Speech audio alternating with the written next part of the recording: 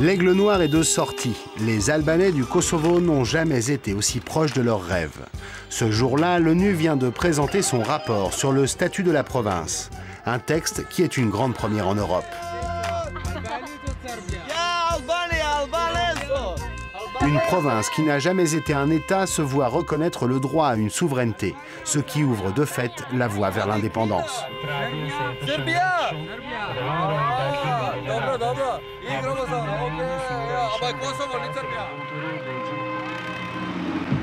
À quelques centaines de mètres de là, côté serbe, déploiement de forces de la KFOR, les troupes de l'OTAN qui assurent le maintien de l'ordre depuis la fin de la guerre en 1999.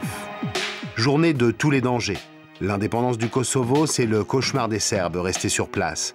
Le texte de l'ONU fait ici l'effet d'une bombe.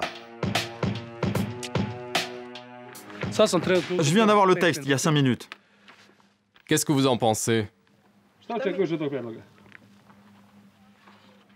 Je sais pas quoi dire. Il semble que ça va vers l'indépendance du Kosovo, mais on suivra ça de près. La joie et l'inquiétude dans la même ville, Velika Hoća, une ville coupée en deux. Dans la vallée, la mosquée des Albanais. Et sur la colline, le monastère autour duquel 600 Serbes s'accrochent à la croix et à la vigne. Une minuscule Serbie entourée de barbelés. Au Kosovo, 80 000 Serbes vivent aujourd'hui dans des enclaves comme Velika Hoća, au milieu d'1,5 million d'Albanais. La rançon d'une défaite. Après la Croatie et la Bosnie, le Kosovo est le dernier épisode de l'éclatement de l'ex-Yougoslavie. C'était à la fin des années 90. Milosevic envoie ses troupes mater le début d'une rébellion des Albanais de la province. On se souvient de ces centaines de milliers de réfugiés jetés sur les routes et des charniers de victimes albanaises qui provoquent une réaction internationale. L'épuration ethnique est stoppée par l'intervention de l'OTAN qui place la province sous tutelle.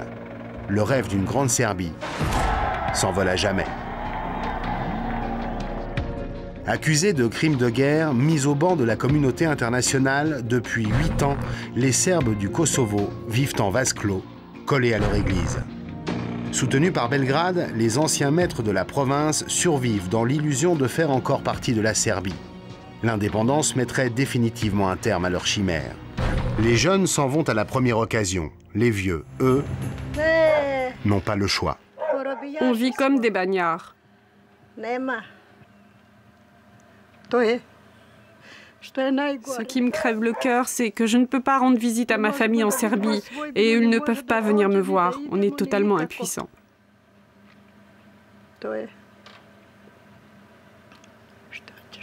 C'est très dur.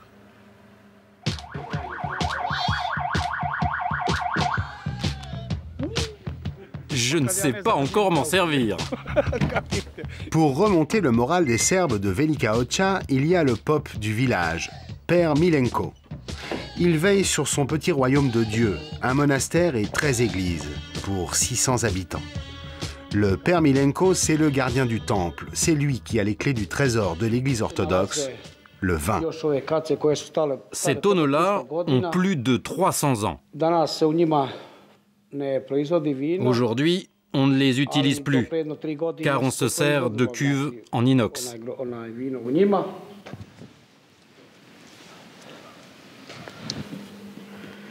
Il vient d'être béni à l'église. Le Père Milenko a compris depuis longtemps qu'à Velika Hoća, le raisin donnait beaucoup plus que du vin. Cela fait partie de notre religion, car le vin est le symbole du sang du Christ. L'unité incarnée par le Tout-Puissant est très importante pour nous. Et ici, ce qui nous réunit au-delà de Dieu, c'est le vin. Chaque année, le Père Milenko célèbre la Saint-Tryphon, la fête du vin. Dans la mythologie de la Grande Serbie, la vigne, c'est aussi un terreau du nationalisme. L'Église orthodoxe serbe est née au Kosovo et considère que c'est le berceau de son identité. Parmi les fidèles, Zlatko, 32 ans. Dans l'enclave, Zlatko fait partie du dernier carré. C'est l'un des rares vignerons à ne pas avoir fui. Ma vigne est près du village et c'est sur cette partie de terrain que je peux travailler la terre en sécurité. Le jour de la fête du vin, on vient ici pour bénir la vigne et ensuite on commence à préparer la terre pour une nouvelle récolte. Retournement de l'histoire, l'OTAN qui a bombardé, qui a chassé l'armée de Milosevic en 1999, protège aujourd'hui les Serbes. Par la force des choses, l'ennemi d'hier est devenu un ami. Du moins, tant qu'on évite le sujet qui fâche, l'éventuelle indépendance de la province.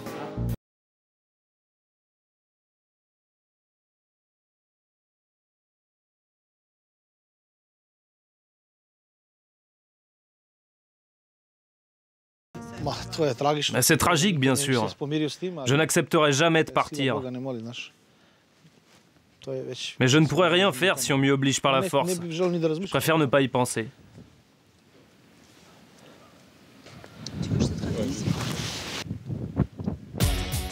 Pour Zlatko et les autres Serbes de Velika Hoća, 2 fois par semaine, le seul trait d'union avec l'extérieur, c'est ce bus de l'ONU.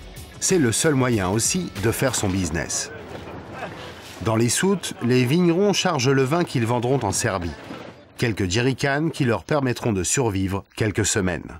Escortés par la KFOR, 300 km en terre hostile, en terre albanaise, jusqu'à Mitrovica, la grande ville serbe du Kosovo, tout près de la frontière avec la Serbie. Ce sont des jeunes Albanais qui ont jeté des pierres. À Mališevo. Jet de pierre ou tir à balles réelles contre ce que l'on appelle ici le bus des Serbes. Nos bus sont facilement reconnaissables. On ne passe pas inaperçu.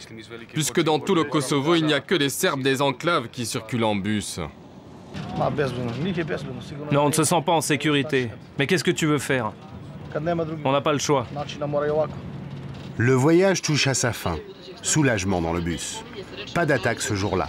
Les affaires reprennent. Ça, c'est du vin rouge. Et ça, c'est du vrai. Terminus, arrivé à Mitrovica.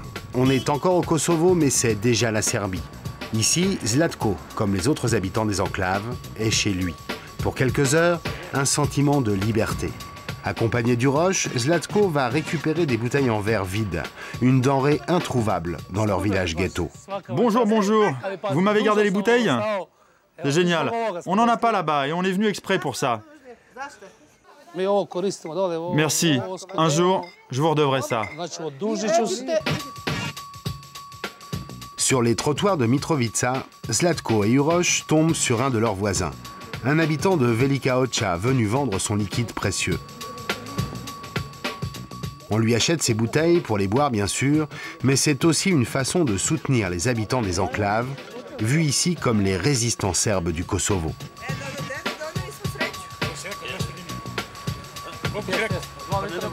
Il vient de la terre serbe? Oui, de la sainte terre serbe.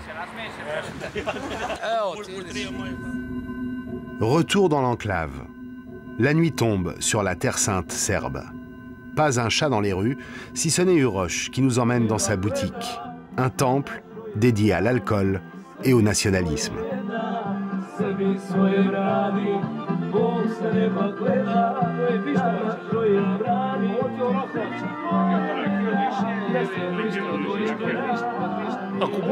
Si le Kosovo devient indépendant, je sais que je serai en danger, parce que je devrais accepter leurs lois.